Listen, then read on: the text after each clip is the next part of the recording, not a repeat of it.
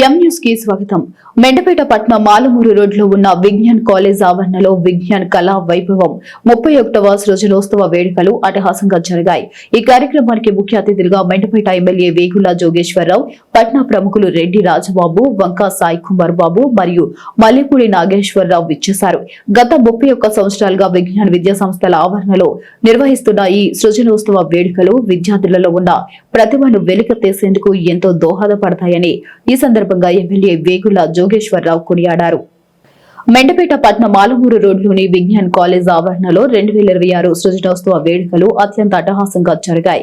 విజ్ఞాన్ విద్యా సంస్థల chairman యనపకోళ్ల Ganesh Chowdary, principal Vignan Bobby పర్యవేక్షణలో విద్యార్థులు చేసిన పలు సాంస్కృతిక నృత్యాలు, సందేశాత్మక ప్రదర్శనలు చూపర్లను ఎంతగానో ఆకట్టుకున్నాయి.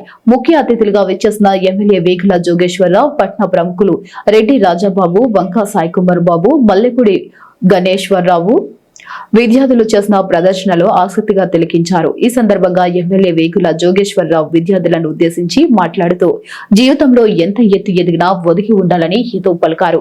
ఎవరైనా ఏదైనా చెప్పినప్పుడు దాని నుండి కేవలం మంచిని మాత్రమే ఆచరణలోకి తీసుకోవాలని సూచించారు. ఎంత వయసు వచ్చినా మనం ఎప్పుడూ నిత్య విద్యార్థులమే అనే విషయాన్ని గుర్తుంచుకోవాలన్నారు. విద్యార్థులు బాగా చదువుకుని తాము అనుకున్న రంగంలో రాణించి చదువుకున్న విద్యా సంస్థకు, మండపేట పట్టణానికి మరియు రాష్ట్రానికి మంచి పేరు తీసుకురావాలని ఆశీర్వదించారు. అనంతరం విజ్ఞాన్ విద్యా సంస్థల చైర్మన్ గణేష్ చౌదరి ముఖ్య అతిథులను సాలువాలతో కప్పి మెమొంటోలు అందజేసి ఘనంగా సత్కరించారు. ఈ కార్యక్రమంలో ఉపాధ్యాయులు, విద్యార్థులు మరియు వారి తల్లిదండ్రులు పెద్ద సంఖ్యలో పాల్గొన్నారు. మనం జీవితకాలం స్టూడెంట్స్ ఒక్కొక్కసారి ఇది అందరూ మీరంతా ఇంటర్మీడియట్, అది ఇటు చిన్నవారు కాదు, అటు పెద్దవాళ్ళు కాదు, మధ్య స్టేజ్లో ఉన్నటువంటి మన విద్యార్థులు అందరూ కూడా ఈ ఒక్క విషయం ముందు మీరు ఎప్పుడు కూడా మీ జీవితకాలం జ్ఞాపకం పెట్టుకోవాలి. అన్నీ నాకే తెలుసు అనుకుంటే మనం పూర్తిగా దెబ్బతింటాం. ఎప్పుడు కూడా ఎదురు చెప్పేవాటిది మనం పూర్తిగా వినాలి. విని దాంట్లో ఉన్నటువంటి అందరూ కరెక్ట్గా చెప్తారు, మంచి చెప్తారు నేను అన్నాం. మీ యొక్క విజ్ఞతతో అందులో మంచిని మాత్రం గ్రహించి తీరాలి. అది మనకు నచ్చవాడు అవ్వచ్చు, లేదంటే మాకంటే మీకంటే అందరూ నచ్చేవాళ్ళే. మా రాజకీయాల్లో అయితే నచ్చిన వాడు ఉండొచ్చు, నచ్చిన వాడు ఉండొచ్చు. నచ్చని వాళ్ళు కూడా మంచి విషయాలు కొన్ని చెప్తూ ఉంటారు. వాళ్ళు మేము పాటిస్తేనే మేము డెవలప్ అవుతాం. అదే పనిని అందరూ కూడా మీరందరూ ఎలా చదువుకుంటూ ఉన్నారు, పెద్ద అయ్యేటప్పటికి మరి మీలో ఒక మన రాష్ట్రపతి అయినటువంటి కలాం గారి నాటికి పోటీగా మీలో కొంతమంది తయారవ్వచ్చు, లేదా టాటా బిర్లాలాగా రకరకాల వ్యాపారాలు చేస్తూ ముందుకు సాగవచ్చు. కానీ ప్రతి స్టూడెంట్కి కూడా భవిష్యత్తు పైన ఒక అవగాహన, ఏమి చేయాలనేది ఒక గోల్ ఉండాలి.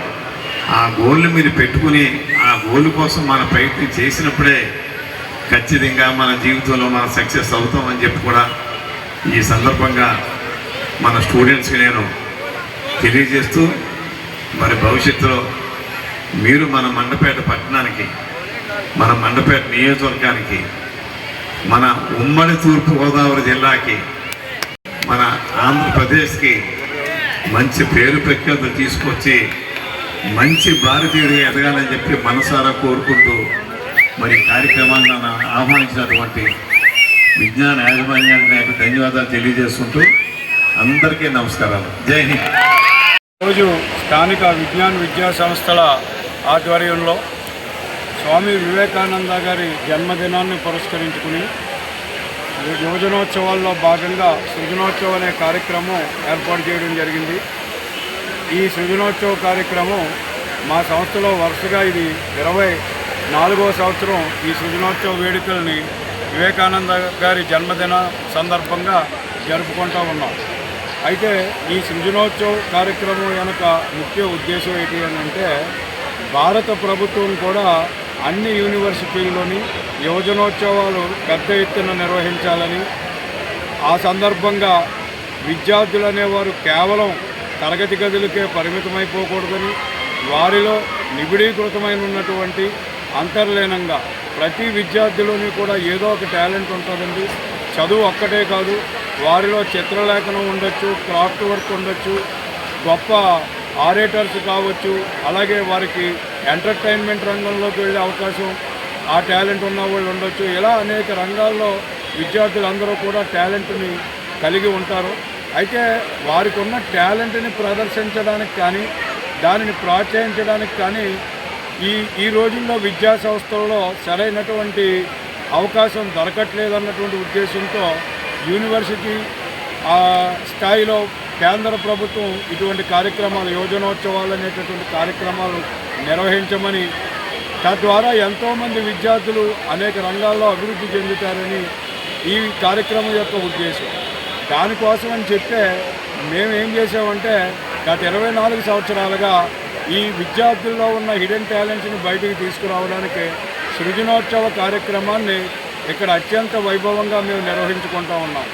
అయితే ఈరోజు ఈ కార్యక్రమానికి ముఖ్య అతిథిగా స్థానిక శాసనసభ్యులు వేగుళ్ల జోగేశ్వరరావు గారు రావడం, ఇక్కడ ఉన్నటువంటి విద్యార్థులందరినీ ఉద్దేశించి ప్రసంగించడం, ఆ ప్రసంగంలో విద్యార్థి అన్నవాడు అన్ని రంగాల్లోనే అభివృద్ధి చెందాలని చెప్పి ఎవరికి వారు తమలో ఉన్న టాలెంట్ ఏంటనేది గుర్తించి దాన్ని బయటకు తీసుకొచ్చి పదును పెట్టుకోవాలని, ఆ రకంగా ముందుకు వెళ్ళాలని చెప్పి, చదువు అంటే కేవలం పుస్తకాలతో మాత్రమే కాదు, జీవితాన్ని చదవాలి, సమాజాన్ని చదవాలి, రాజకీయాలను అవగాహన చేసుకోవాలి అనేటటువంటి గొప్ప సందేశాన్ని ఆయన ఇవ్వడం జరిగింది.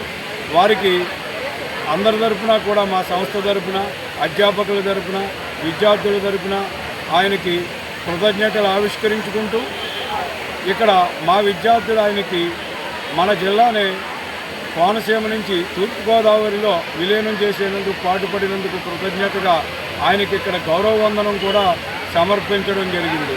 అదేవిధంగా ఈ కార్యక్రమానికి గౌరవనీయులు రెడ్డి రాధాకృష్ణ గారు, రాజబాబు గారు కూడా వచ్చి విద్యార్థి లోకాన్ని ఆశీర్వదించడం అందరికీ కూడా అత్యంత ఆనందదాయకమైన విషయం. ఇక మా కళాశాలలో జరిగే ఈ కార్యక్రమానికి మేము పెట్టుకున్న పేరు గత 24 సంవత్సరాలుగా జరుగుతూ ఉంది. ఈ కార్యక్రమానికి మేము పెట్టిన పేరు సృజనోత్సవం. సృజన అంటే క్రియేటివిటీ. విద్యార్థుల్లో ఉన్నటువంటి క్రియేటివిటీకి, సృజనాత్మక శక్తికి పట్టం కట్టిదే సృజనోత్సవం. వాళ్ళకి కావలసినటువంటి ఒక వేదికను ఇవ్వడమే, వారిలో ఉన్నటువంటి కళలను ప్రదర్శించడానికి ఒక అద్భుతమైన వేదికను ఇవ్వడమే ఈ కార్యక్రమం యొక్క ముఖ్య ఉద్దేశం.